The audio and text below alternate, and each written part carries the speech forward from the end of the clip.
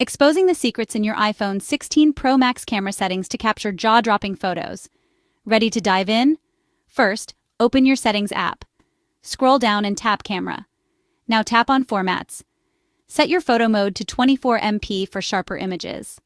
Next, toggle on ProRAW and Resolution Control. Tap Pro Default and choose between ProRAW Max for uncompressed images or HEF Max for more storage. Go back to the camera menu and enable Preserve Settings. This way your preferred settings are always ready. With Resolution Control on, you can switch between 24MP and 48MP for the highest resolution photos. Remember, ProRAW gives you more editing flexibility, while JPEG saves storage. Turn on HDR for enhanced detail, and use the grid and level for perfect alignment. Enable live photos to capture moments in motion. Lastly, set your video resolution to 4K and choose a frame rate for cinematic or slow motion effects. Now you're all set to capture stunning photos and videos with your iPhone 16 Pro Max.